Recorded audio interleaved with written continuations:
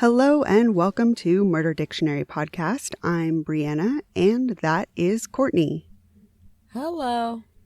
Hello and welcome. Before we get into... Happy New Year. Yeah, Happy New Year, everyone. So before we get into what case we're going to talk about tonight, we just want to remind you that there are links to the resources that we use to research each episode in the show notes every week if you want to read a little bit more. There's also links to resources for things like 12-step, domestic violence support, suicide hotlines, stuff like that. We put links in the show notes for our Patreon if you want to join and get some bonus episodes and perks and stuff. And we also include links to our merch site, which is Threadless. So if you want to buy shirts and mugs and phone cases and tote bags, stuff like that, then you can find them on Threadless. We also have links to our Facebook, Instagram, and Twitter if you want to follow us and get updates on new episodes and memes and breaking news, true crime info. We've got a bunch of information on our Facebook, Instagram, and Twitter, which is linked in the show description. So before we get into a new letter and a new case for tonight, I just wanted to say thank you to the new people on our Patreon who are Casey, Maddie, Liz, Kristen, and Angela. Thank you. So thank you guys. We appreciate you being on our Patreon. And again, if you wanted to join and get some bonus episodes and extra content, that is patreon.com/murderdictionarypodcast. And the link is in the show notes. So last time we did letter Q and we were talking about quarantine murders, and we're going to move on to letter R and we're talking about railroad killers now. And we would like to give a little shout out to listener Shirley for railroading this one home as to why railroad was such a wonderful choice. And then it just became so clear. It was like, how did we not? What? Okay, of course. Railroad sounds great. Okay. And then there's just such a wealth of things to choose from when you get to the railroad. It was bizarre. Yeah, it's funny once someone mentions something, then it becomes abundantly clear. Like, oh, why didn't we think of that? That makes so much sense, you know?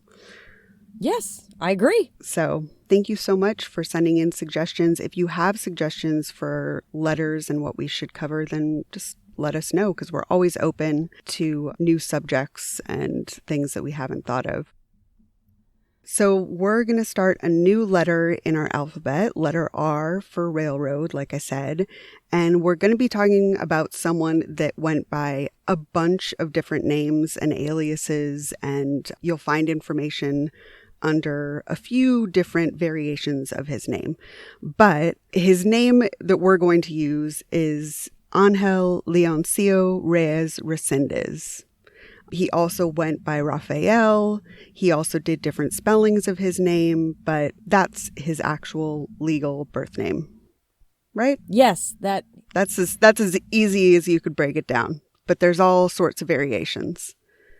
Of most of these stories that we cover, there's a lot, especially when you are traveling constantly on the road, as we'll say. You have a lot of aliases. That's part of the key of how you stay above or stay ahead of everybody. And I got to say, this guy has more aliases than I think anybody that I've really seen. And it's really also, it's just, mother's maiden name, married name, father's name, cousin's names, uncle's names. He just kind of morphs them all together, depending. So it caused a lot of confusion. Yeah, I mean, it's definitely not unheard of for people to use different names, especially to evade the law when they're on the run or when they know they've committed a crime. But this guy definitely takes it to the next level. It's more than I've ever seen. Yes. So Angel was born on August 1st, 1960 in Izúcar de Matamoros in Puebla, Mexico. His mother, Virginia de Maturino, and his father, Juan Reyes, a farmer, never married. By all accounts, they had a pretty strained relationship, and his father was physically abusive towards his mother. He has full siblings, about 6 half-siblings, but only one sister named Manuela that he was particularly close with. Very hard to find good information on his family and upbringing that wasn't just like horrifically tragic. And then no names. Just not happening with names. There's definitely a big lack of information here. And both of us looked, I poked around, and you really couldn't find anything. It just basically comes down to him having a big family and also having an abusive father. So for me, that just speaks of a lot of neglect and maybe seeing a lot of violence around him, you know, and just having a bunch of kids running around. And we don't really know their names, but there was a ton of full and half siblings that were around, and various fathers, and at least one father who was abusive. Yes. So I can't even imagine what all these kids saw in terms of abuse or just lack of supervision because, you know, once the father leaves, someone has to make a living. I don't know, you know, how his mother supported these children. So it's just, I can only assume that there was a lot of trauma from his childhood. Yeah. Angel was physically a very small child, and he remained of very small stature for pretty much his entire life, which was brought up often by those around him throughout his life. And of course, later on, it was dwelled on by the media. At 6 years old, when his mother married a man in the military named Luis Maturino, Angel went to live with his mother's brother for 6 years. And this is just strange to begin with. Again, this is a reason why it seems like he was neglected, kind of passed around and not really able to be cared for by his parents in the home that he was born into. Yes, I agree. It seems like he wasn't really a go along with the plan kid, and maybe was difficult and kind of getting into trouble. So, you know, we're going to send him to his uncle, Raphael. See what Raphael can do. Right. Even though we don't have a lot of concrete information, there's a lot that you can infer from the small tidbits that we do have. I agree. It's reported that he was actually raped by the uncle and also assaulted by a known pedophile who lived in the neighborhood. And this is just talked about totally casually and in the open. Like, everybody knows this, by the way. Right. This isn't from police reports. This is from just firsthand accounts of people saying, oh, yeah, we knew that was just our community pedophile. Yeah. Very nonchalant, like it was just a known and accepted thing.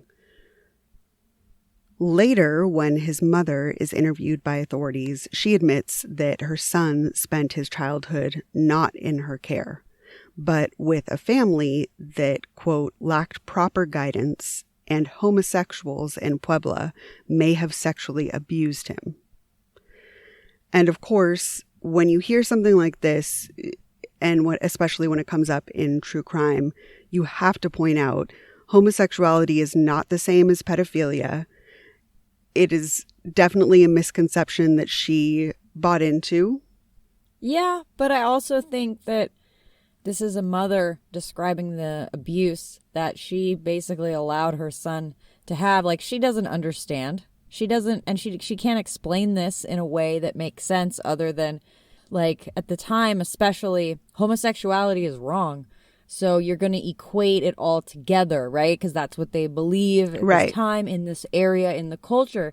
So, like, we know that, you know, it's not the same thing, but this is the only way she can express herself.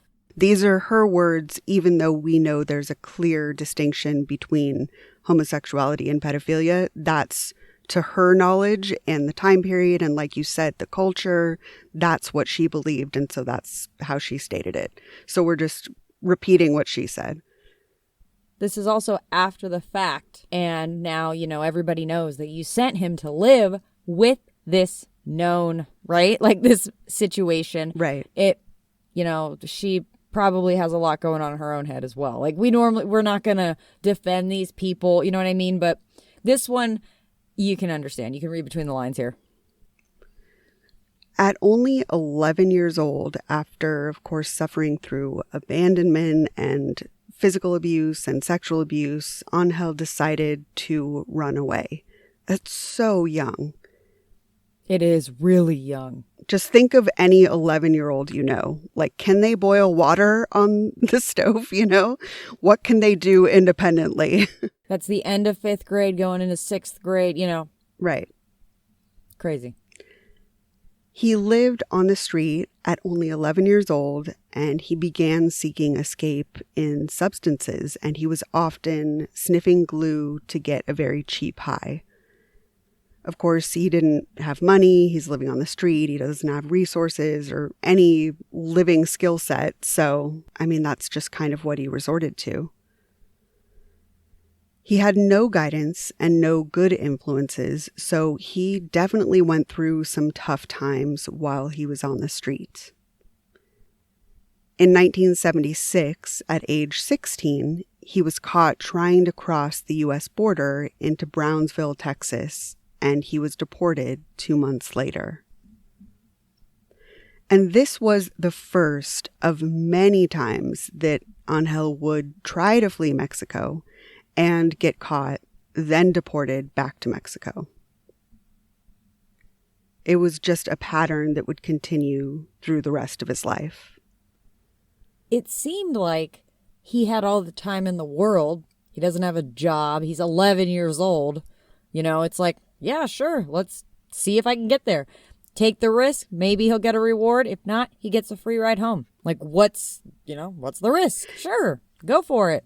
Yeah, absolutely. I mean, the first time he was caught was 16.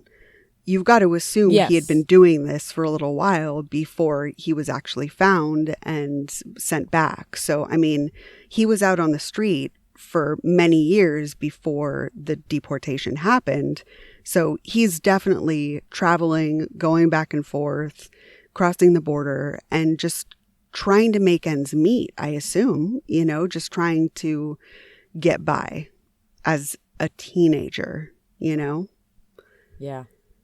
So a month after the first time this happened, he was then found in Sterling Heights, Michigan. Then, shortly after, he was found again in McAllen, Texas. During this time, when he was on the street and trying to find a way to get by, he developed a nomadic lifestyle that allowed him to be just constantly on the move. In order for him to move across the state and international borders, Angel used the tactic of stowing away on freight trains that took him very long distances very quickly without any possibility of detection. So the railroads really allowed him easier access than a car or going on foot would. He rarely stayed in one place for long. If he did, he'd always get caught for a crime and then deported. So he'd attempt to ride the rails back across the border again within a couple months of being caught. It's really interesting that he is a terrible criminal. He is a stupid criminal. He belongs on the show. Like, I mean, he fucks up everything all the time. And so he's caught, you know, like over 20, it's close to or over 20 times. It's insanity. And he just gets sent back or whatever. And it's no big deal. And the miles he's able to cover by using, like you said, railroads instead of cars is impressive. Yeah, he's all over the place. But you're right. He's always caught. I mean, he's definitely not a good criminal. I mean, good in quotes, you know, he's not successful at having a criminal career because he's just constantly getting caught for just these petty crimes. And then they look into him and he's deported, you know, so over and over again, it's happening. But he's able to be all over the U.S. because of the railroads. He's got unlimited access to just all different states. Yep.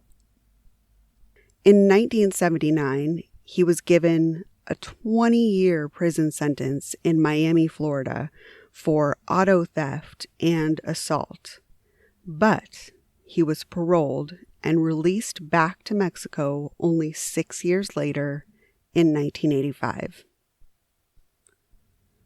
So by that point, he's only in his early 20s. Yeah, he's 19. It's crazy. I mean, and he has spent the last decade alone on the streets. Right. I mean, school of hard knocks. And like, he can read people. He's a lifelong criminal at this point. He's 19. Like he's a terrible criminal. It's like you think maybe he's going to get better now, right? No. Maybe. No, that's not how this works somehow. It's not like the movies, I guess, is what I'm saying. Well, with any job you have, hopefully you get better at it, but that never happened for him. He really just failed every time, You know what job I would like them to be good at when they get there? Doctor and surgeon. Can they be good when they get there? Can we not practice? Like Dr. Death, that podcast was crazy. It was like, wait, you're learning by doing? Get the hell out of here. He's not learning by doing, though. You would think at some point things are going so horribly for him that he would just be like, well, maybe I should become something else, So, yes, but then it seems like he just sniffs some glue, passes out, wakes up and goes, I'm hungry. I'm going to go beg for food. And then I'll get on a train. I'll go to another state where I've been before. I'll go back to that rail yard and I'll see my homie Jaime on the rails and, we'll get something to eat. I just don't think he thinks that far out. Again, he's been doing drugs since he was like 9, 10, 11. So his brain, I mean, we're not dealing with 100% here. Yeah, I think he just doesn't see any other options, This is just what he was kind of born into and then sent around and then was on the street. And now it's like, well, now he's just trying to survive. It's really about survival. Throughout the 1980s and 1990s, Angel was consistently in and out of American prisons for assaults, auto theft, gun possession, and burglaries. In New Mexico, he was sentenced... Woo, New Mexico! Again. I know. We do so many New Mexico cases. Now that one listener commented too one time, I'll never forget that. New Mexico! He was sentenced to 18 months for a burglary conviction, but again, he paroled in April of 1993. So every time that he would finish his sentence and be deported to Mexico, he would just return to the U.S. and commit another crime and then begin the process over again. It's just an endless cycle. He served 11 years in prisons and was deported a total of 17 times with over 30 aliases. So many. It's just a lot. And, for me here, it's important to point out that this is uncommon. I feel like there's a lot going on right now where people are clearly very xenophobic and have prejudices. This is not a typical case. This is not a typical behavior of someone trying to get into the U.S. This is definitely an outlier. He's a criminal. He's a serial killer. I mean, this is not something that happens every single day where there's hundreds of thousands of people pouring into the country after they've just been deported and they just served a sentence for 8 years out of their 20, but they're back. And then this is not something that happens all the time. And then it's also, this person himself, Angel, is kind of a great shapeshifter where he can have multiple lives in a way, but also like be on the street at 11. He's very different than just, some random person that's trying to immigrate, or coming over the border with their kid. This is not the same. Right. This is completely different. Yeah. This is just, shouldn't be used as an example. This is definitely the outlier. This is the bad apple. So it shouldn't be taken as context for how other people come to the U.S. for sure. Yes. I don't know. It was just important for me to say that because that's a lot that he just keeps coming back. He's always in prison and he's always committing these crimes and giving different names, but this isn't the normal immigrant story, you know? No. In the middle of all this, Angel actually married a woman in Mexico named Julieta Dominguez Reyes, with whom he had a daughter named Lyria. She worked as a lab analyst at the public health clinic in their town of Rodeo, Mexico. And it seems like, again, these are things that we don't have a whole bunch of details, but I don't know how someone like her ended up with someone like him. It seems like she's got a good job, she's a stable person, she's a family person, but he's all over the place. He's never in their hometown. I mean, I don't know what she was getting out of this relationship, you know? Well, I think he's duplicitous. We know that. He can be more than one person at the same time. And he was able to, kind of like we see in other cases, you know, carry on like this so-called normal life, like the alibi life, and then have the wild and crazy, you know, psycho murderer life on the side. And because it's in a different country, normally we joke about how you can go to the next county, but this is like another country. But when you're on the trains, it's, you know, it's all right there. So I think that he was, you know, a traveling salesman, whatever the hell he had to tell her. He did this. He would send money back. Hey, as long as you're paying for shit, right? And you're not beating her up when you come home for like the 2 months, the 3 months that you need to lay low because the heat's on in the U.S. You know, he probably just didn't tell her a lot, sending her money, sending her jewelry. She's just like, hey, it's cool. I just see him once in a while. I got my daughter. I got a good job, you know? Yeah, I guess. It really baffles me. Well, she also, I would imagine, has seen some wild shit with him. And just kind of goes, you know, oh my God, like that was a crazy evening. Like, who the hell knows? I mean, since he was 11, he's been on drugs off and on. Right. I do not think he was totally normal all the time. Right. But also, he goes out of town for long periods of time. So I'm not trapped with this asshole constantly. So you can kind of work some shit out. And again, he's sending money. He's taking care of the kid in that regard. The hell? I mean, you're going to tell us right now. What does he do, Brianna, while he's in Mexico? When he's not in the U.S., he lived a normal life, basically. You know, he worked as an English teacher at the local convent school, and it was directly across the street from the police station. They had ample opportunity to catch him, right? But he did kind of pass. You're right. I mean, there is this sense that he was living the ultimate double life.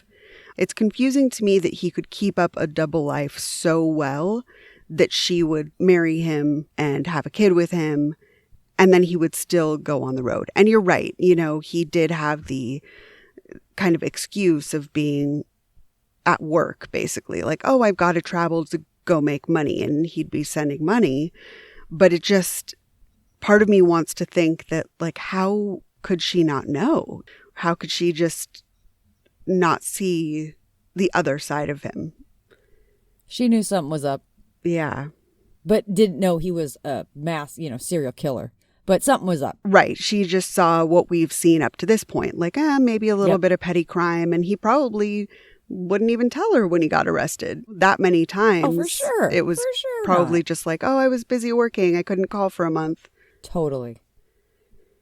So he actually unsuccessfully ran for public office in the town in 1993. And I'm just so confused as to how the locals didn't know that he was a criminal, or at least see that it was kind of strange that he was, quote unquote, traveling so much and sniffing glue and stuff like that. Like, you would think there would be signs of this instability that would make it kind of ridiculous for him to run for public office.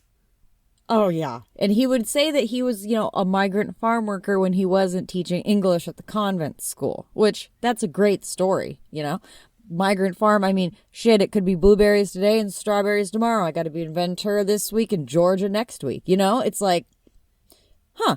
So then there's also the fact of, I guess, and I don't know this for sure, but imagine maybe in Mexico, they don't run background checks on political candidates. And if they do, maybe they don't run international, like an Interpol background check. Maybe. And I mean, this is crazy, but and the time period, it's not like we're talking about 2021. We're talking about, the early 90s. A background check probably consisted of like looking up something in a filing cabinet, Yes. Yeah. In Mexico City, it takes 3 weeks to call. Yeah, totally. It's like, long distance, like a tin can and a string. I mean, like, what the hell, So the other thing is, I think he may have had a pretty clean record in Mexico. Yeah. I think he did a lot of his dirt in the U.S. and ran back to Mexico because he knew that they wouldn't send him back if he did get caught. That makes sense. Yeah. That's all I can, whatever. I definitely... But, yeah, he ran for fucking office in the town. It's just another thing that completely baffles me. Like, he's married, this is not got a normal child, case, again. Running for office. Just seems really strange that people were so duped by him. He didn't win. Yeah. It's not like he served in public office, but to not be laughed out of the town, you would think that people would take kind of one look at this guy and be like, hey, something's not right. If everything we know to be true is true, like his terrible traumatic upbringing and drug use and criminal history, you would think it would be pretty apparent very quickly. So it's just very strange to me that he's got this family life and a wife and he's running for office while he's got this other life. Yep. But again, that just kind of is a testament to the way that you said that he's a shapeshifter. I think that's a great description. Since Angel survived primarily by burglary while traveling, he had a habit of wandering through neighborhoods, looking into windows, and basically just trying to see what opportunities he could take in the moment.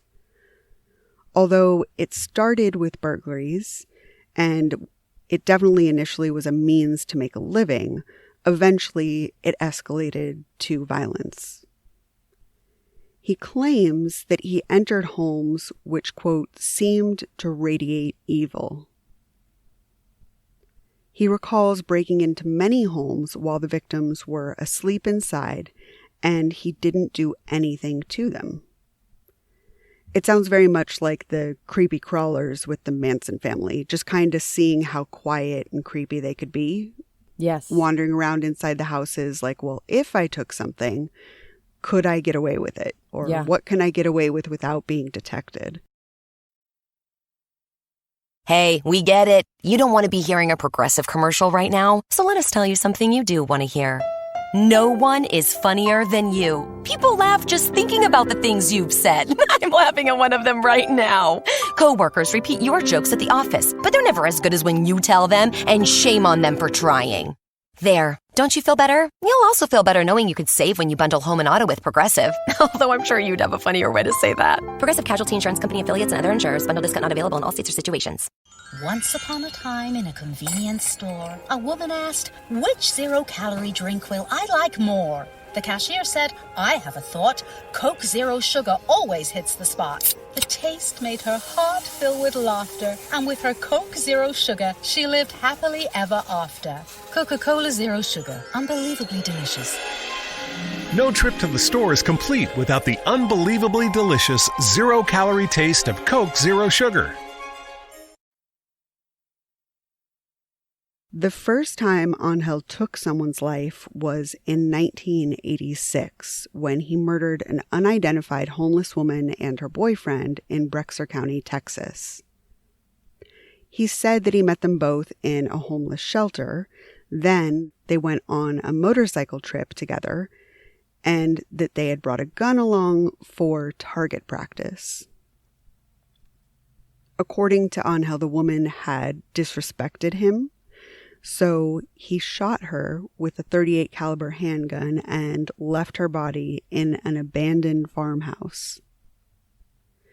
Afterwards, he killed her boyfriend because he claims the boyfriend was involved in what he referred to as black magic.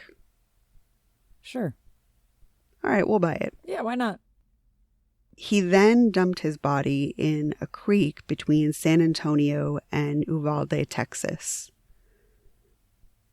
And this is the first that we're seeing that there's some sort of fear or distaste or whatever for, I wouldn't call it the occult. I don't know what you would call it. But he definitely has this kind of aversion to anything that's not straight and narrow Judeo-Christian kind of religious values, right? Yeah, he's definitely not into voodoo. Or, he's not about it. Not into it. He's not into like psychics and all that stuff. It's Roman Catholicism or the highway. Right. So again and again, we'll see that he is constantly seeing or hearing or getting a sense that something is evil or cursed or, voodoo, black magic, all this stuff. And it is, for him, used as a motivation to inflict violence on people. Only a couple years later, in 1988, at 28 years old, he spent a little while living in St. Louis, Missouri, where he actually laid down some solid roots. He got a job working half days for a temp agency, and he actually voted in 2 elections under an alias, but this was the most settled and stable that his life had ever been. In 1991, he left St. Louis and headed to Kentucky. While there, he met 33-year-old Michael White, who he believed was gay. Blaming Michael's sexuality, Angel beat him to death with a brick, quote, because he was homosexual. After the murder, he left Michael's body in the front yard of an abandoned house. It's so disturbing that he is seeking out people and preying on them for reasons that he's just making up in his head. We have no idea what this person's sexuality actually was. And then he's using it as a reason to murder. This is a straight up hate crime. Well, I mean, if you ask him, he may say it's revenge, Yeah, it's so disturbing. I don't think it's too far to draw that line stupid, that to jump to conclusions, Matt, right? But yeah, to draw that line that I'm doing what was done to me kind of thing, right? And then now I'm just so angry, I'm going to kill you. It's that simple, and just this is what, you did this to me, now I'm going to show you. It's just revenge. It's just in your mind, making sense of nonsense. Yeah, and it's again another instance of people not being able to differentiate. And again, like we said, it's cultural and the time period, but people think that homosexuality and pedophilia is the same thing. Yeah. And clearly he believed that that was the case. And so he's trying to avenge himself and his own inner child for the damage inflicted on him, but he's victimizing someone for their sexuality instead of seeking justice against pedophiles, which is a completely different thing. Yeah. Several years later in Ocala, Florida, on March 23rd, 1997, Angel met and murdered another couple.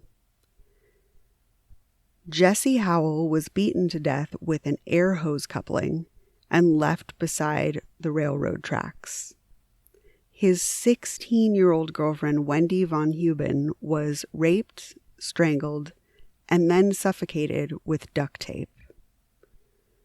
Once she was dead, he left Wendy's body in a shallow grave 30 miles away in Wehope, Florida, where it remained unfound for a very long time.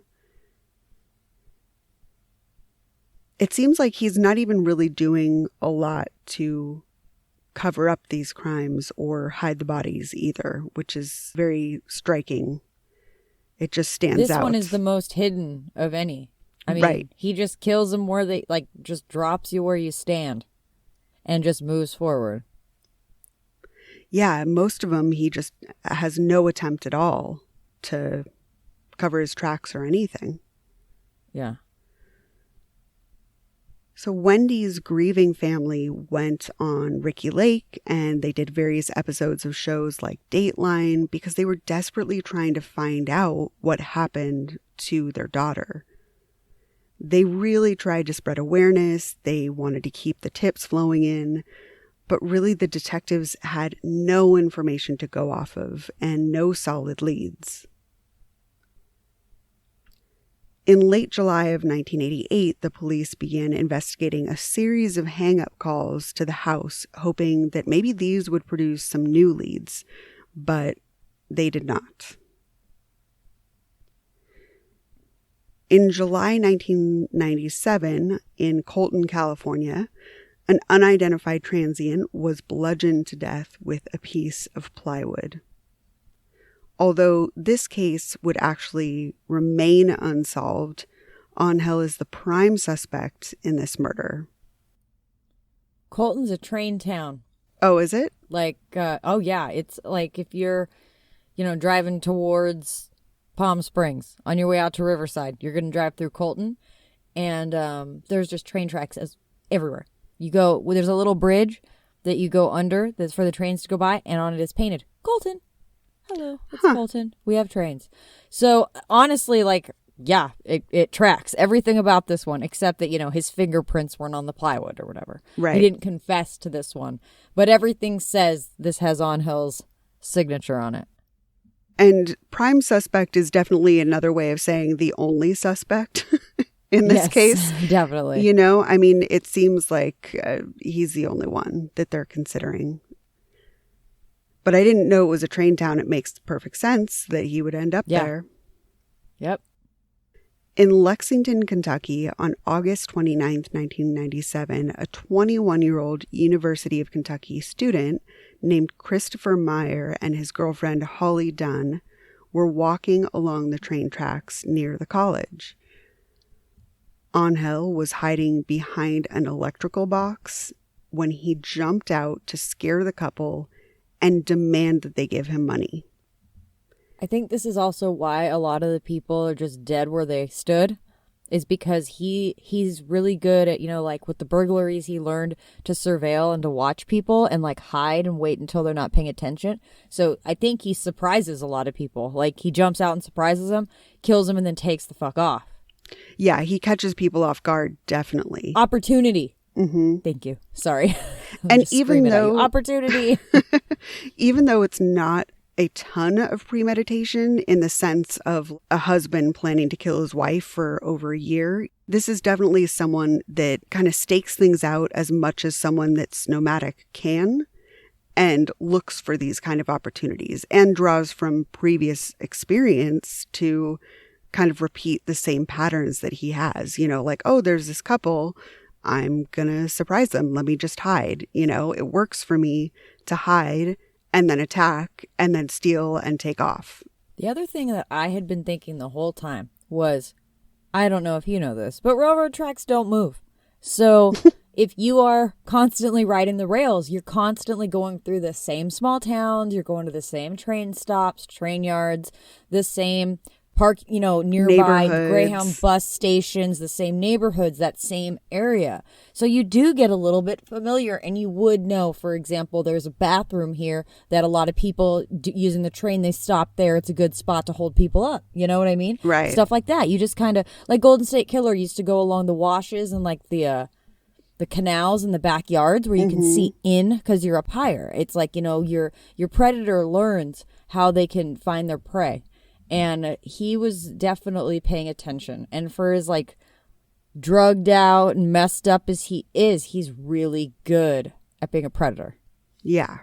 He's definitely, at this point especially, even if he keeps getting caught in many ways, by the point that he's murdering people, he's definitely good at preying on people, like you said. Yeah, he wasn't very good at burglaries and constantly got caught at that, but he's definitely developed these predatory instincts. So after he jumped out from behind this electrical box to scare the couple, he bound Christopher's hands and feet and gagged him. Angel dropped a 52-pound rock onto Christopher to kill him. Once Christopher was dead, he gagged Holly with a t-shirt and he raped her. Angel then hit her in the head with another large rock and he just left her for dead. But thankfully, Holly survived this gruesome attack despite multiple facial fractures and, of course, injuries sustained during the sexual assault. Just over a year later, 87-year-old Leafy Mason was home alone when someone entered through a window and beat her to death with an antique iron. This pisses me the fuck off, man. Like, I just want to beat him to death with an iron. Like, she's 87. It's like Betty White, you know? Right. Like, you leave her alone. She's a little old lady, damn it. Yeah. And God, they all go after these just delicate, defenseless little old grandmas. And, like, I understand. But, like, man, fuck you. Piss me off. Yeah. He just is looking for any victim. I mean, he's just, Yes. you know, it doesn't matter. He wants someone to prey on. And he's probably thinking, oh, she's older. Maybe she has money hidden under the mattress or something. Exactly. These are the he kind can of overpower her. Right. These are the kind of opportunities he's looking for. I hate him. Her front door faced the Kansas City Southern Rail Line tracks, which were only 50 yards away. On December 17th, 1998, Angel was only a short walk away from the train tracks in the upper-class Houston, Texas neighborhood of West University Place. He spotted the home of 39-year-old Dr. Claudia Benton, a clinical geneticist at Baylor College. Angel says that he was drawn to the house because he could see her, quote, ethnic artwork through the curtainless windows. He lurked around the perimeter of the house until he found an unlocked door, and he snuck in. Once he was inside, he lurked around the house for a bit before he ventured upstairs to find Claudia. Angel assaulted and raped Claudia in her bedroom. Then afterwards, he used a kitchen knife to stab her 3 times, but she was still alive. While Angel was in Claudia's home, he noticed a 2-foot-tall bronze statue, which he said seemed demonic to him. So he struck her 19 times with it and bludgeoned her to death. Angel then took whatever money he could find in her home and he stole Claudia's Jeep Cherokee so he could get back on the road quickly and go on the run. When the SUV was later recovered, police found fingerprints on the steering column that they determined were Angel's, but they really had no leads regarding his whereabouts, even though they had his identity. And her husband, I can't remember the exact details, but I think it was something along the lines of like taking the kid to a friend's house, or, you know, you just, oh, I'll be back. I got to run some errands and I'll be back. And that's when it happened. Oh, that's awful. Was like, yeah, he just, it was, you know, one of those, you know, I'll be back later tonight, this afternoon. It was something along those lines. I really should have paid attention, but it was one of those, you know, just like can happen like that. You have no idea. That's so terrible. I know. It always is. On May 2nd, 1999, in Weimar, Texas, 46-year-old Reverend Norman J. Cernick, a.k.a. Skip, and his 47-year-old wife, Karen, were asleep in the church parsonage, which is basically a house on the church grounds. Yes. Angel had wandered off the railroad tracks to the church where the Cernicks lived, and he broke into their home. He bludgeoned Karen and Norman to death with a sledgehammer, and he sexually assaulted Karen. Afterwards, he stole the couple's red Mazda, and he fled the area.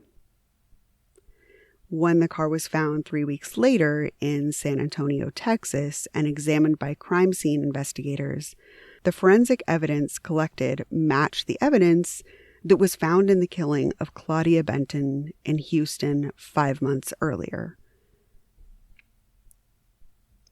On June 2nd, U.S. Border Patrol picked up Angel near El Paso.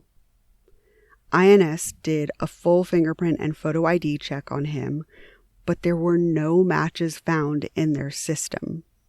So they deported him back to Mexico. This is later called a glitch.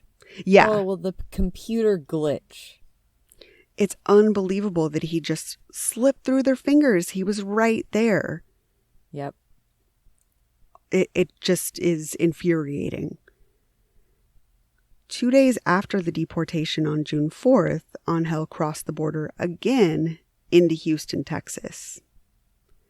After Angel got off the railroad train, he broke into an apartment of 26-year-old school teacher named Noemi Dominguez. Angel murdered Noemi with a pickaxe in her apartment. On the same day as Noemi's murder in Schulenburg, Texas, 73-year-old Josephine Convica is murdered in her bed with the same pickaxe that was used to kill Noemi. After the murder, he left the pickaxe embedded in Josephine's head. He also left a newspaper article about his crimes and a toy train, which the police thought could be a calling card. He's really just like on a tear now, you know? And he also, again, just slipped through their fingers. So he's probably 2 days prior. Yeah, he's emboldened more than ever. Revolving door. He thinks he can get away with anything and everything. And thus far, he has when it comes to the murders, even though he was constantly caught for burglaries and assaults. Definitely once he started murdering, nobody could catch him. He probably felt invincible. Josephine's house was not very far from Weimar, Texas, where the Reverend Skip and his wife Karen were also killed. After the reports of multiple brutal murders, Texans were just extremely terrified that they could be next, and many of them began arming themselves. Bernie Kostler, the mayor of Weimar, Texas, told a newspaper that the town was sold out of pistols. Especially if you live in your train tracks. Right? People are really starting to catch on. They know it's a pattern. They know there's a predator out there, and they're trying to take appropriate steps to arm themselves and protect themselves. I imagine a lot of these people already had guns, but it was definitely a good excuse to go get more. Well, if you're into guns, which I'm not a gun person, I don't know. I mean, if you're into them, I've noticed if you have one's good, but 15 is better, it seems like. These are also like, for example, Reverend Skip and parishioners in Texas. I'm thinking they're armed. But, you know, I mean, I'm not saying it's a bad thing. I'm just saying it's like 90s Texas. Yeah, there's a few guns around. But it's funny, it's interesting. Is it funny? No. No, I'm just kidding. Sorry. Nothing's funny anymore. It's interesting that they sold out after this. You know, once the reports start coming out, it's like, okay, well, maybe I have my gun collection, but my wife needs a gun for her purse, and my kid needs one, and I'm going to get one for the truck. And, you know, like, it's just, they started collecting a bunch more and putting them everywhere because people were pretty terrified by this point. 7 days after the most recent murders, Noemi's 1993 white Honda Civic was found at the International Bridge at Del Rio, Texas. On June 15th, 1999, 11 days after Angel committed 2 murders on one day, Angel had traveled to Gorham, Illinois on the train. He was lurking around a mobile home park only 100 yards from the railroad track and hiding in the trees, basically trying to case out the neighborhood. Angel had honed in on the home of George Morber Sr., who was an 80-year-old retired prison worker and Army veteran. While he was watching the house, George suddenly came out of his home, drove away in his car, and he was heading out to get the morning newspaper. Since Angel saw George leave, he broke into the home and he began snooping around. But he was startled when George was only gone a short while and returned quicker than he had expected. You know, he didn't know that he was just going to get a newspaper, so he thought he had more time. When George entered the home, Angel tied him to a recliner with a phone cord, then shot him in the back of the head with a shotgun. A few hours later, George's daughter, Carolyn Frederick, arrived at the house. Angel used the shotgun to bludgeon her, and the beating was so severe that the shotgun actually broke into 2 pieces during the attack. She had survived the beating, so Angel grabbed a tire iron and beat her to death with it. Carolyn Frederick's murder is specifically horrific. And she just showed up just to go. Her and her dad lived basically, you know, big property, separate sides. And she was just coming over like she did every day just to check on her dad. And she just like walked in to the wrong place at the wrong time. Yeah, he just was clearly going overboard with her, you know, and he's constantly finding weapons of opportunity. That's just his thing. He's a traveler. Yeah. He's nomadic. So everything from sledgehammers to pickaxes and whatever he finds. But this person, he definitely just kept going with her. And he was clearly more severe, even though the beatings that he gave to other people were completely horrific. This one was a bit of overkill. After the 2 murders, Angel just basically hung out at the house, reading the paper that George had just bought, and he removed family photos from the walls, then ate a bunch of leftover food. He then stole George's red pickup truck, and he drove about 60 miles away through Cairo, Illinois, where a person spotted the truck being driven by a man that matched Angel's description. Unfortunately, since he was so transient, it seemed almost impossible to track him down. But the crimes were basically similar enough for police to be fairly certain that they were just dealing with one perpetrator.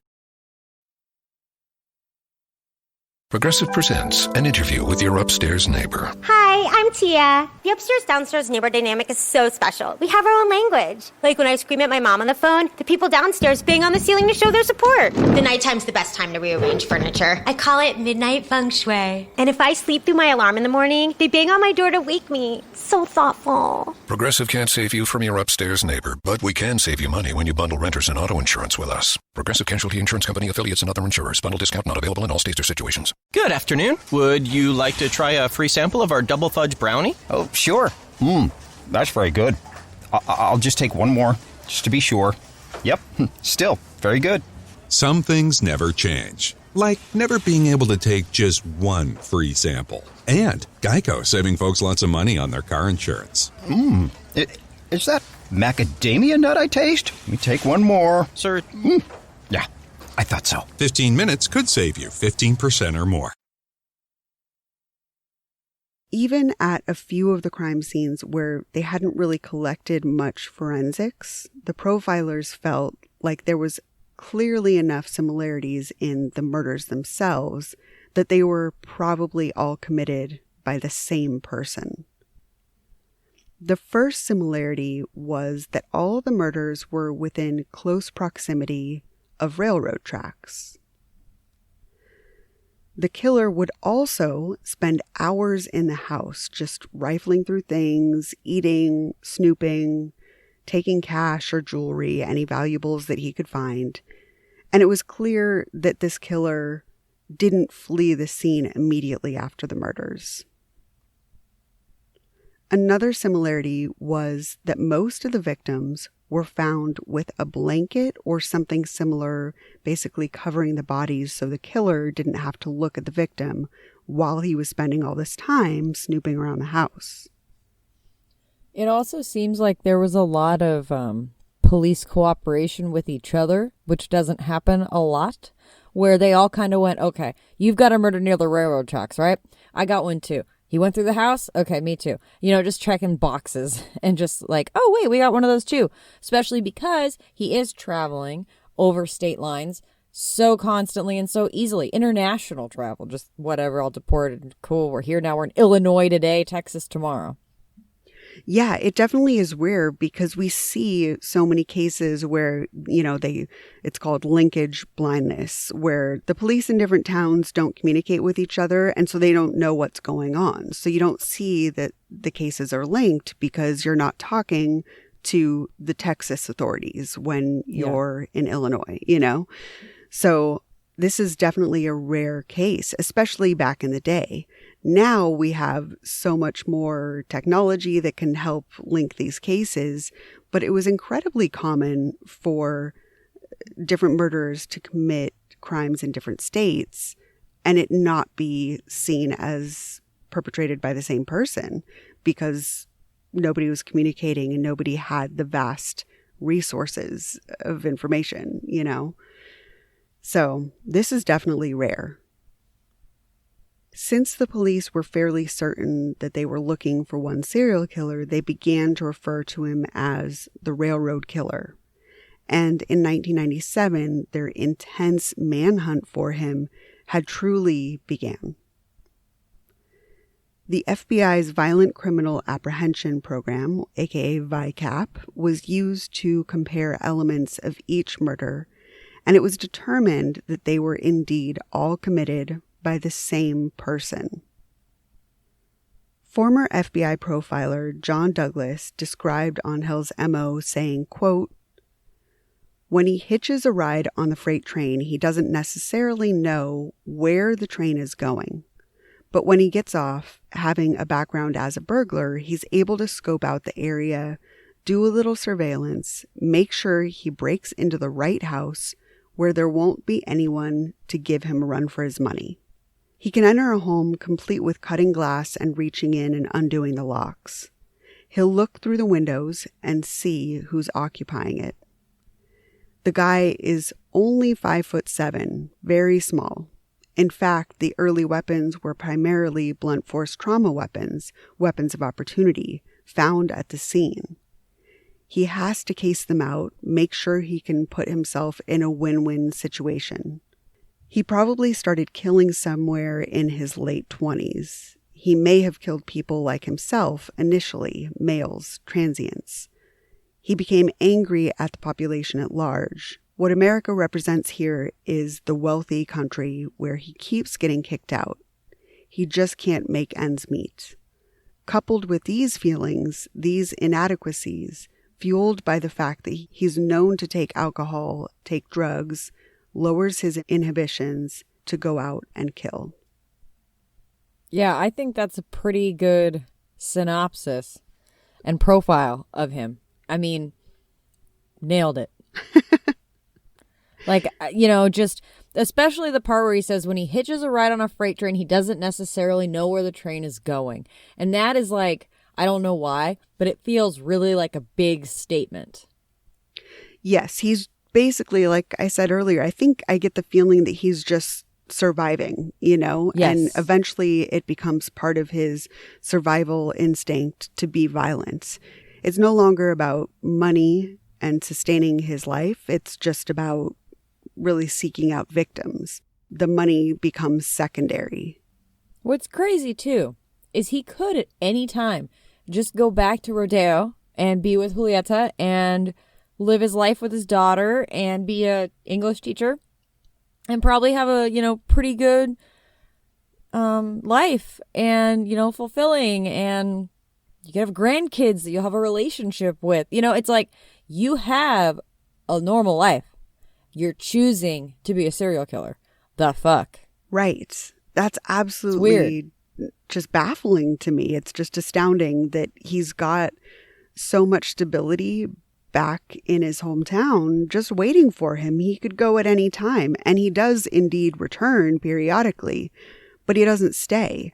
You know, it seems almost like he's addicted to being on the run and committing these violent crimes. You know, by this point, he's a murderer. And yeah, you're right. That's all he knows.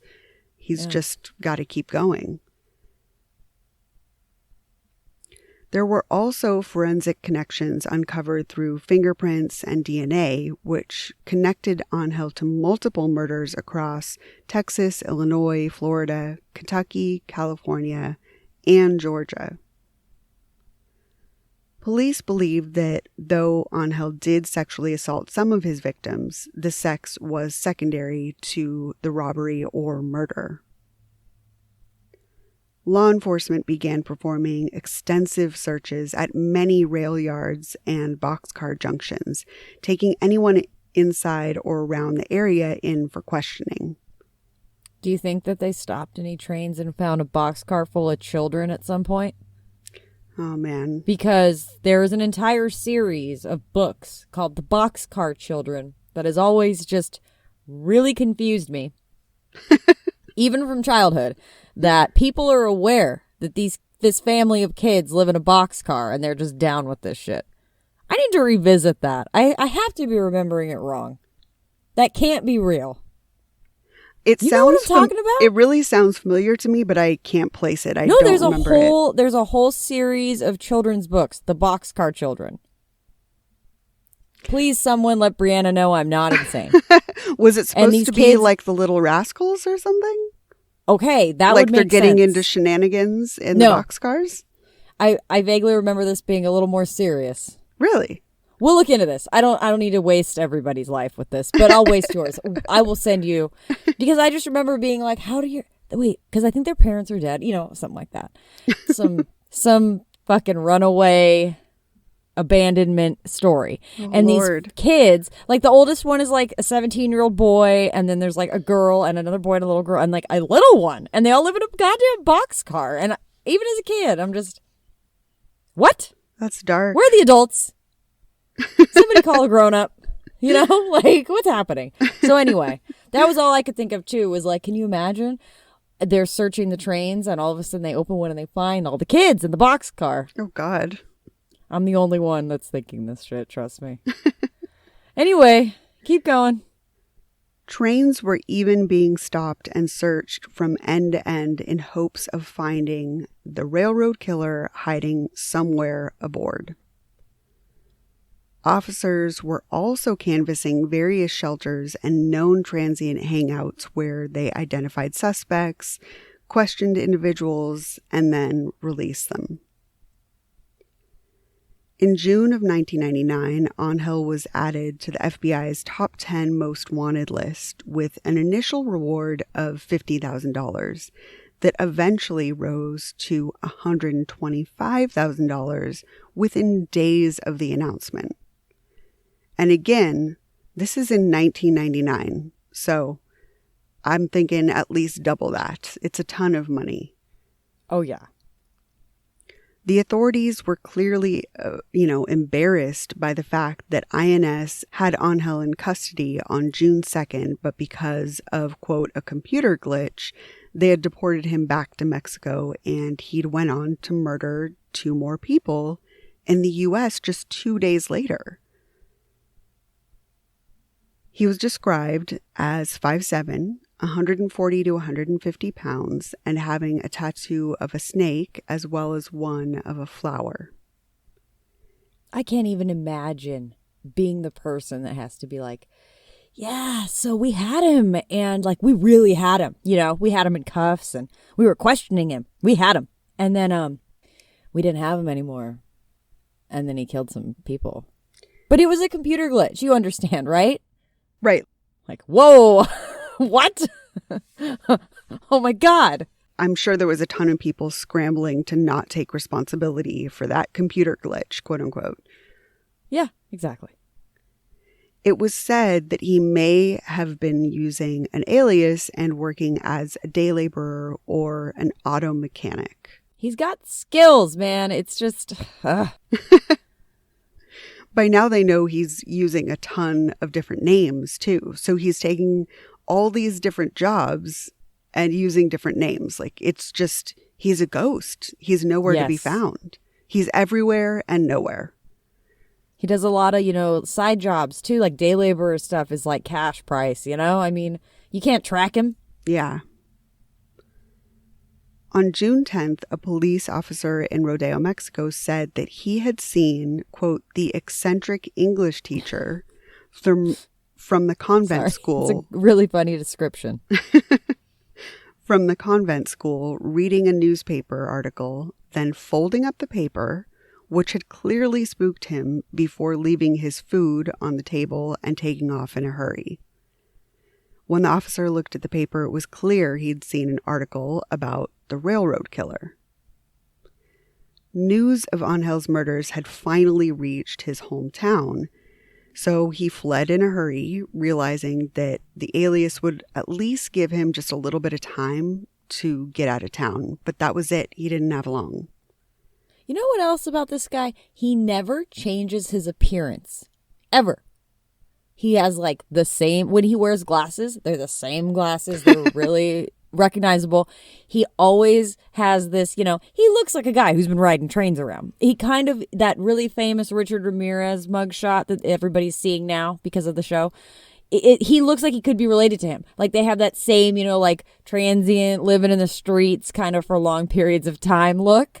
And he never changes it. He always looks the same. And he's just using different names. So I can't imagine how many times people in town he gave different names to, but they're like, wait, that's Angel, that's Rafael, that's Leonicio. What do you mean? Like, yeah. That's the same guy. So it's just kind of funny to me because usually, like Ted Bundy, he would look at you from the left and he was Tom. And then from the right, he was Simon. It's like this guy doesn't try at all. It's crazy. No, and he doesn't have to because he keeps evading police and slipping through the cracks. Like, he's a ghost, so he doesn't really have to change his appearance. Nobody really notices him.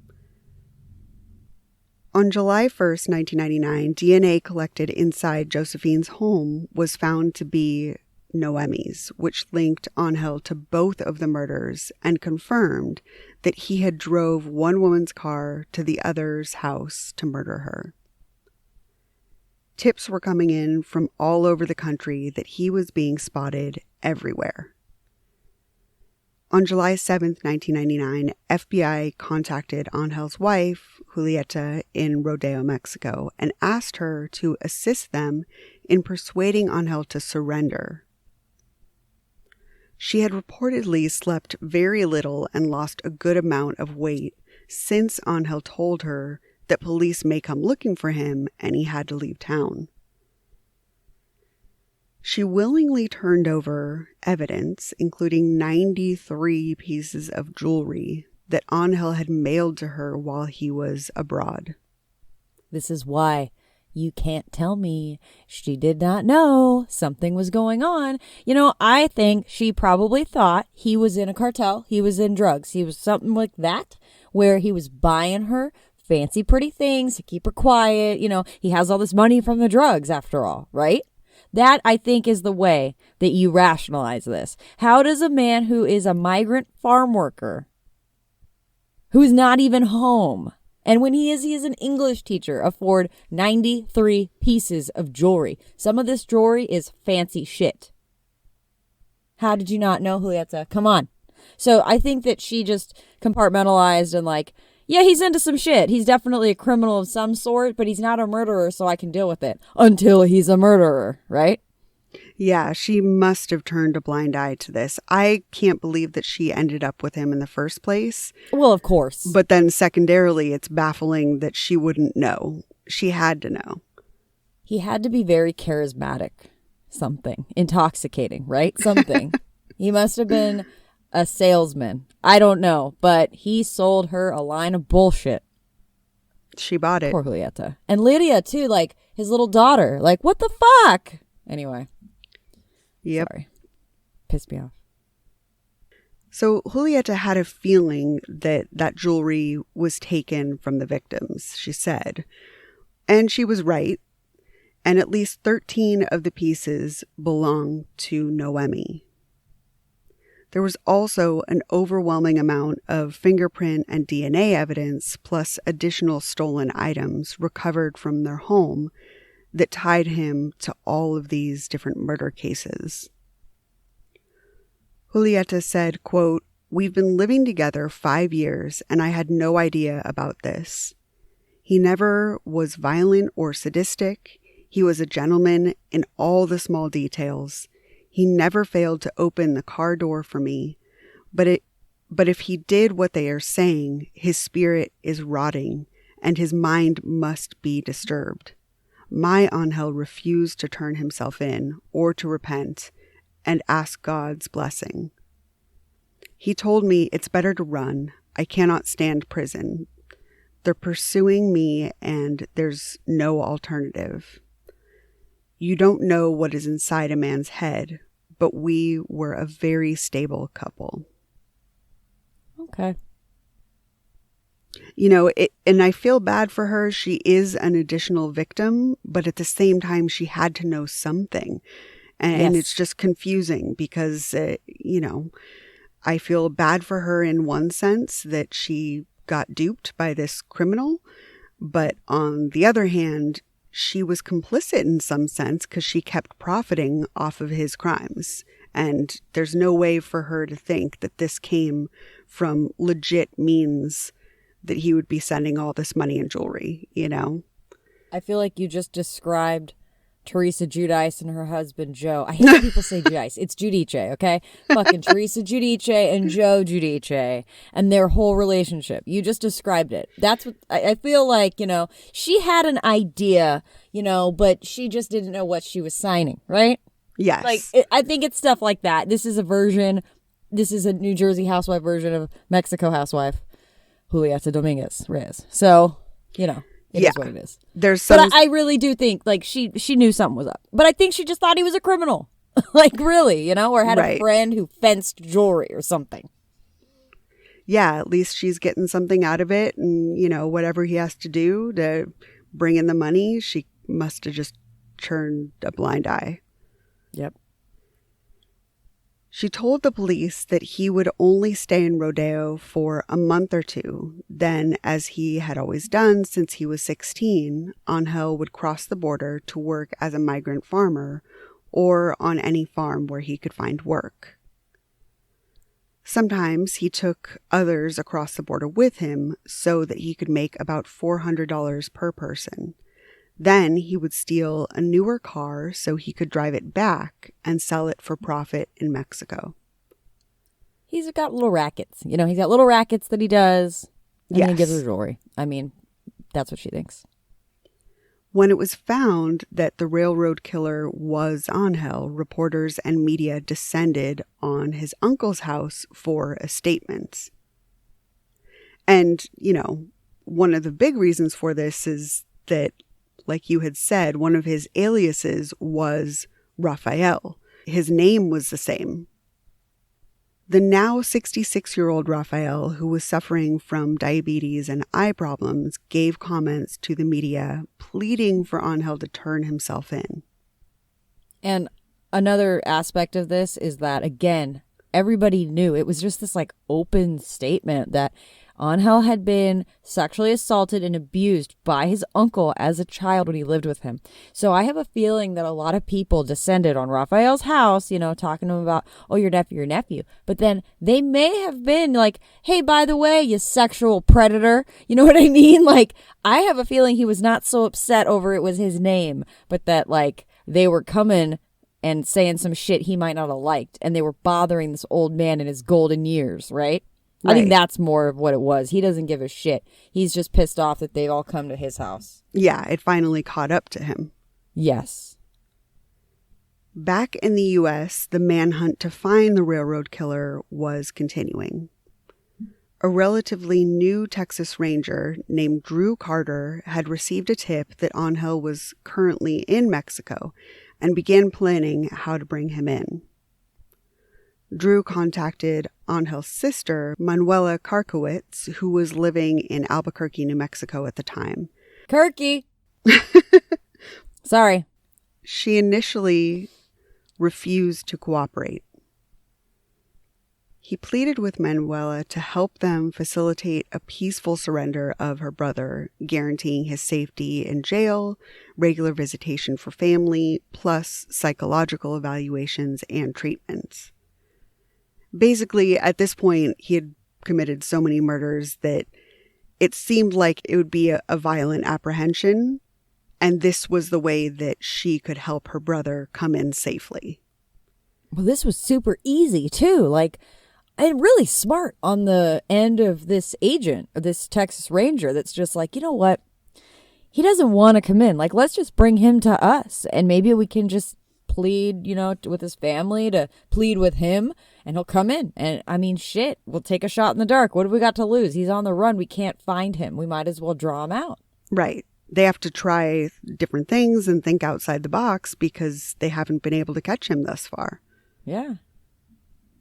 And not only have they not been able to catch him, but they don't have any leads. I mean, they have no idea where to go, They just have no idea where the railroad has taken him. Once a deal was written up, Manuela was able to convince Angel to surrender himself. Ranger Drew, Manuela, and her pastor, as a spiritual advisor, met Angel on the international bridge connecting El Paso, Texas, with Ciudad Juarez, Chihuahua, where he agreed to surrender on July 13th, 1999. After he was apprehended, Angel claimed he had killed 7 additional people in Mexico. I don't know if they were able to confirm these additional murders. No, he just said it. Right. So how much does that say about the authorities in Mexico that they weren't able to? There's also the question later about the Mexican authorities trying to say, they really, really, really, it's very strange. What is their motivation here? Because they not only don't pursue 7 additional murders in their country that they could have jurisdiction over, and we have proof of him being a murderer in the U.S. It's not a question because they help facilitate. It's like, okay, so you're talking out of both sides of your mouth because then later they try to, postpone and say, that you can't kill him and all of this and that he wasn't even legally tried. And like Mexico really tried to fuck this up for the U.S. And like, what is their motivation? It's very strange. I didn't want to get into it because I don't know Mexico politics, government shit like that. I can't speak on it, but I'm telling you, just as a human being reading, there's some questions here. It just seems like if this were true, that there were 7 additional murders, that there would be some inkling back in his hometown or in his home country that this had happened. But it doesn't seem like the Mexican authorities were trying at all to catch him for any crimes. He never really had a record, it seemed like. And all they were doing was trying to keep him out of trouble in the U.S. It's weird. It's very strange. It doesn't really make a lot of sense unless you think, okay, we're not even going to bother with the Mexican crimes because he's going down in the U.S. Yeah. But then if that's the case, why insert yourself later? It's all or nothing. You can't have it both ways. Yeah, I mean, I guess they just kind of gave up because it's like, oh, well, he's already being tried for these murders in America. But it just seems, I mean, we have no information on these additional 7 people that lost their lives. And he says he did openly claiming that he did it. Yeah. Yeah. And if there's 7, he has details, so he could probably describe all 7 if he can literally say, oh, there are 7 of them. Right. It's very strange. He can give closure to families and he can close these cases, but Mexico doesn't seem interested in pursuing this at all. No, it's not. So Angel's defense team attempted to prove insanity, but there was enough evidence to prove that he had been legally sane at the time of the murders. Many thought that he demonstrated mental competency since he'd been coming up with money-making schemes in jail, like selling his autographs and hair clippings and refusing anything under $50.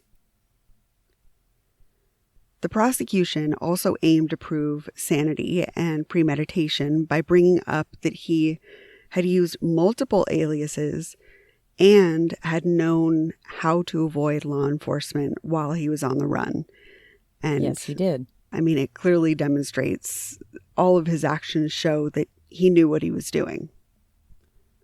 The surviving victim, Holly Dunn, testified against Angel in the trial. Progressive presents an interview with your upstairs neighbor. Hey, it's Rick from upstairs. Yeah, I take it seriously. When I play R&B at 1 a.m, that's me saying, hey, I'm here for you. And I enjoy repetitive bass lines. I only use expired batteries in my smoke detectors. Nice, right? Yeah, upstairs neighbors help people forget their troubles. Give them something else to focus on. Ooh, want to see how high I can jump? Progressive can't save you from your upstairs neighbor. No, wait, let me try again. But we can save you money when you bundle renters and auto insurance with us. Progressive Casualty Insurance Company, affiliates, and other insurers. Bundle discount not available in all states or situations. Electrical pros, the Home Depot can help you put safety first with a 4-pack of Kidde FireX hardwire smoke detectors for just $39.97. Order these interconnected smoke alarms online and you put safety first. And that's followed by $10 savings on each pack, free delivery, and peace of mind knowing you got the right brand for fire safety. See? Put safety first and everything else follows when you order a 4-pack of Kidde smoke detectors for just $39.97. Only at the Home Depot. How doers get more done. U.S. only. On May 24th, 2000, Angel was convicted and sentenced to death for Claudia Benton's murder. He was sent to death row in Livingston until his transfer to Huntsville. Many Mexican officials tried to stop or stall the execution of Angel as the Mexican government opposed capital punishment and felt that he wasn't legally sane to stand trial, let alone be executed. I think that's what they hung this on, was like, yes, he did commit 7 other murders, but he's not legally sane to stand trial, so we can't execute him, so we're not even going to try. So that Mexico, if they were to do anything, it would just be to put him into some sort of institution. Yeah, but it's just, it's a to joke. me, it's more like about ridiculous. closure, even if you can't close the case, at least you can give people some answers. Yeah. The government would actively support his appeals process and other opponents of the death penalty who felt that they were fighting for his life. Mexico hired an attorney named Jack Zimmerman to review Angel's case, since they believed that he had been the victim of unfair treatment at the hands of the state. Then you take him and you try him fairly. Right. But if that's the case. No, we're just going to hire an attorney for him in another country to make sure that they're doing the right thing, because we don't believe it. But no, we don't want to handle it. So you go ahead. Yeah. Like, what the fuck? They're really sticking up for him in a way that seems very suspicious. Yeah. I mean, and I feel like I can't say that, like, I can't speak on that because I don't know. But from somebody from the outside just looking at this, I got major questions. Zimmerman claimed that Angel was schizophrenic and not competent to be executed. According to Angel's attorney, when he was evaluated for competency, he claimed he would go into suspended animation for 3 days, then enter a new body in the Middle East where he would battle Israel's enemies. Claudia Benton's husband, George, was the most vocal about upholding the death penalty. George made statements to the press that Mexican government should be ashamed of themselves trying to save someone who, quote, looked like a man and walked like a man, but what lived within the skin was not a human being. In 2000, hoping to speed up his execution, Angel began confessing to murders that hadn't been connected to him previously. He confessed to the unidentified transient couple's murder and claimed that he had murdered another male transient. Also, in the case of Wendy von Heuben, who was still technically a missing person, he was able to give the family some closure by drawing a map and taking the police to the location where he had buried the body. And that's so insane because, again, that family had gone on like Ricky Lake and Dateline and like psychics and all of it trying to, just get some sort of resolve. And he knew all along. And, it sucks that they had to wait so long, but at least he didn't, pull like a dick move and just shut up and not tell him. Yeah, the opportunity for them to get what they were seeking, which is the information and all, the time that they spent trying to get the tips and find her body and figure out what happened, he was finally able to give that to them. But, he waited so long it's just, they had to wait forever, Yeah. He confessed to killing her boyfriend, Jesse Howell, first, and Wendy 8 hours later. Angel traveled to his execution at Huntsville, Texas, declining a last meal. His mother, a brother, and his sister Manuela were present for his execution. Before his death, he was allowed to visit with his now 7-year-old daughter, Lyria, as well as his mother. What does that do to you as like a 7-year-old? I know. I can't even imagine. Jesus. I don't know. I don't know. As a mom, do you let them visit with their father who's about to be executed? Or do you just like, no, he's a memory now. Sorry. But like, right. Is that good for a kid? I mean, it's just wild. I mean, as an adult, I would have questions of whether I'd want to do that. It's just bizarre. I don't know. Yeah, that's something that definitely, in my position, I'd want to seek the help of a therapist and see what would affect the child most. Yeah. Is it better for the child to have closure and talk to him, or to just that be the end of them and not see their father in that context? Yeah.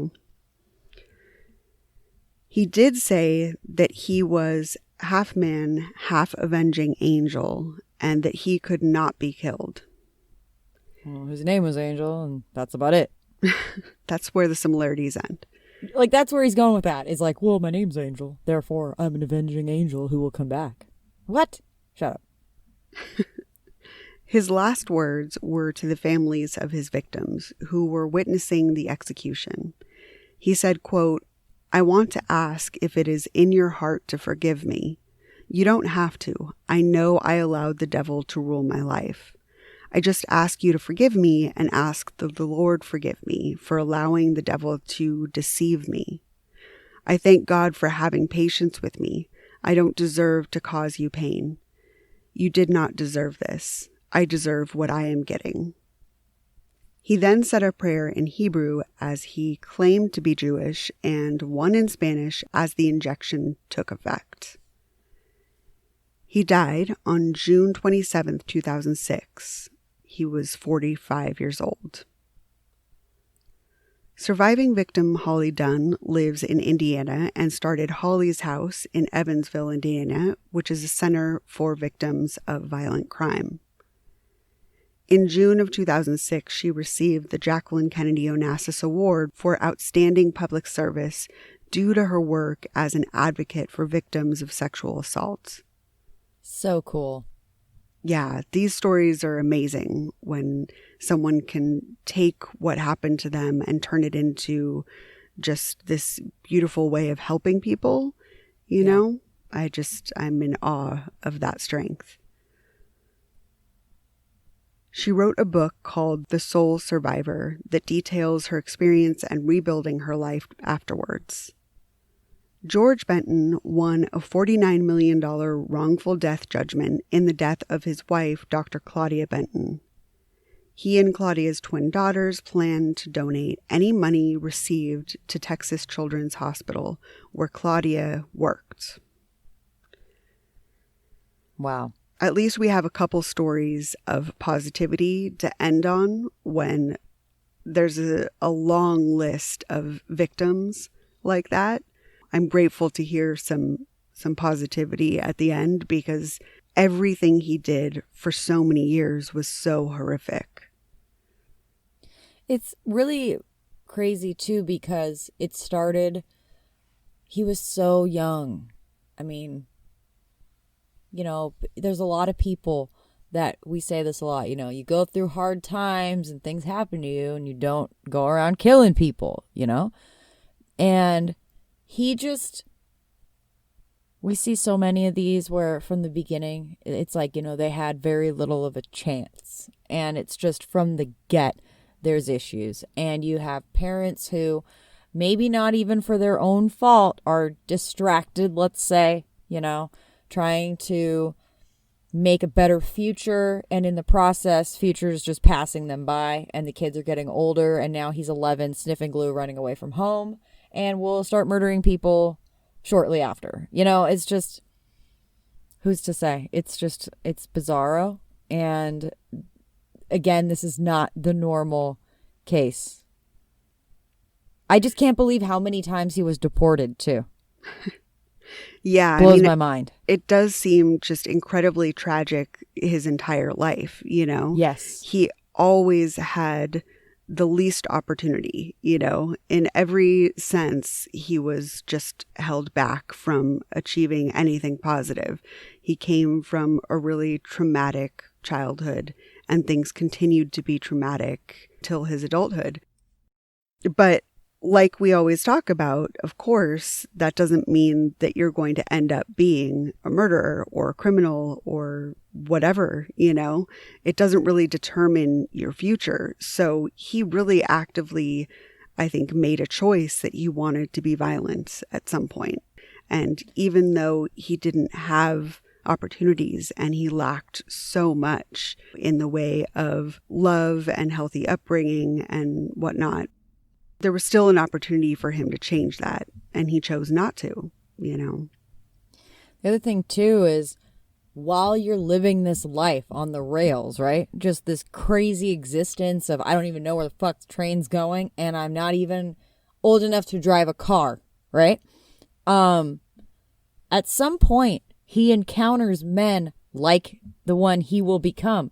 That in those boxcars, he was attacked, he was robbed, he was beaten up, he was probably stabbed and shit. You learn these, like, the things he did was learned behavior of, like, this is how you survive. So it's also really sad to think about the fact that, like, at some point, little Angel was coming up against grown, scary people as a kid. And then, of course, you're just going to formulate your life to, this is how I survive. This is what the grown-ups do here. They beat people to death with plywood right in front of me.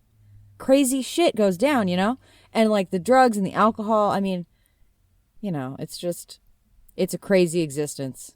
Yeah. This one's nuts. He really bounced from one trauma to another, Yeah. The abandonment of his childhood, seeing the abuse, and then he goes to his uncle's house and it gets even worse. And then as soon as he leaves, then there's no telling what he was exposed to.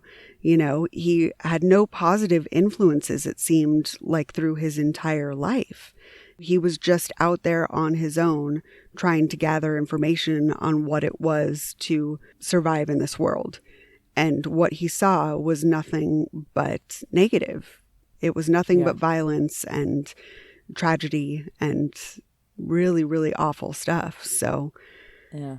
And you're right, at 11 years old, he's not equipped to be out there with adults using drugs and traveling on boxcars, and who knows what he saw. So it wasn't just his family life, but it continued into his teens, which probably influenced a lot of his later behavior. But even though those can be an influence, like we always say, it just doesn't determine the future. There's plenty of people that have gone through horrific things that don't do that. And Angel was a person that chose to be violent at the end of the day. Yep. Yeah. Well, violence is how you get by in this world. Yeah. Is what he's learned. Crazy. The other thing about this, and I don't know why, but like, for example, little old Leafy Mason lives like 50 yards from the train tracks, right? Can you imagine how loud it is every damn time? All these houses were right on the train tracks. It's crazy. And it kind of reminds me, I don't know if you ever used to watch the intellectual choice, Here Comes Honey Boo Boo, if you're familiar. Yeah. They lived on top of a train track. And it was the funniest shit to me every time the train went by. Just in case you didn't hear it coming, they would all scream, "Train!" every single damn time. And it always just cracked me up. And it was like, I guess if you live that close, you have to make it like fun and kind of silly, right? Because every 20, 30, 40 minutes, there is a locomotive rolling through your front yard. I mean, that's just insanity. I can't imagine. I think it's crazy living on a busy street, you know? Right. Imagine living in a train yard.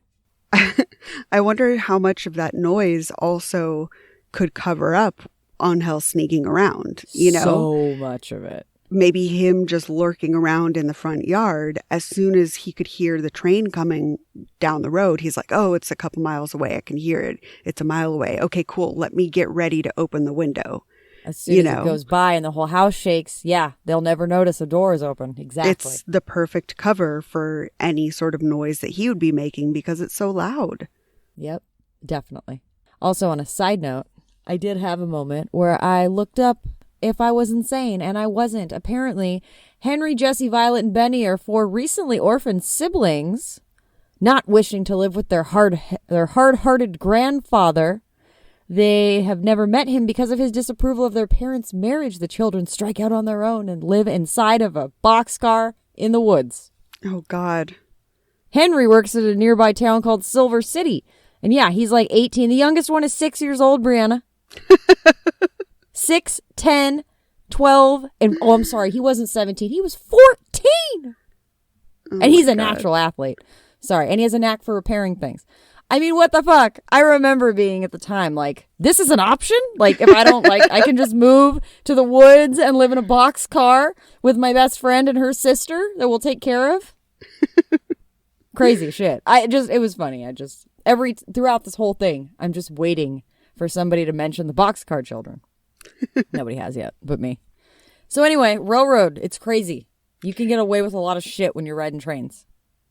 Yeah, absolutely. It's just such an easy means of getting all over. And like we said, I mean, it's so rare for police in various areas to connect murders that are from other states or whatnot. Yes.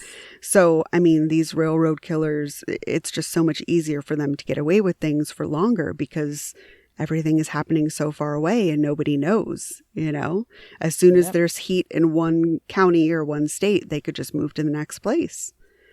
So, yeah, railroad for R is definitely an interesting one. Yeah. And we'll dive more into that next week. Yep. So before we get out of here, we just want to remind you, if you want to read more about the stories, we've always got links to the resources that we use to research. We've also got links for resources for things like suicide hotlines, mental health help, domestic violence resources, substance abuse resources, all sorts of stuff. And you can get merch on Threadless. You can find us at Murder Dictionary Podcast on Facebook, Instagram, and Twitter. And you can have access to bonus episodes and perks on Patreon. So just before we take off tonight, we want to say thank you to our new patrons on Patreon: Casey, Maddie, Liz, Kristen, and Angela. Thank you. We've got some super weird shit coming your way on Patreon too. It's coming. By the way, just as a side note. And then with this Richard Ramirez special, we already discussed how I don't understand where the outrage is coming from. I didn't see anything that bad from an oxygen doc. I'm going to try to cruise over to some of these places and take pictures of their current state because it's all nearby. Yeah. I mean, really, like he was in our backyard. So it'll be interesting. So I'll post those in the group too. Yeah. That's all. Got some good TV, idea. But yeah, we got the Cecil Hotel thing coming too with Elisa Lam. I think it's like the 23rd or some shit like that. That one I'm really looking forward to. I'm going to have to do some sort of roundup of the television in the next month because we've got a lot coming out. Yeah. We really should just go to Crime Screen. We'll figure it out. We'll get there. We'll figure it out. So anyway, everybody, thank you. Thank you for your patience with us. Happy New Year. We hope your holidays were wonderful and everyone's healthy. Yeah. Doing well. Stay safe. Stay inside. Mask up. We hope you're doing well. And we will see you next time. Bye. Bye.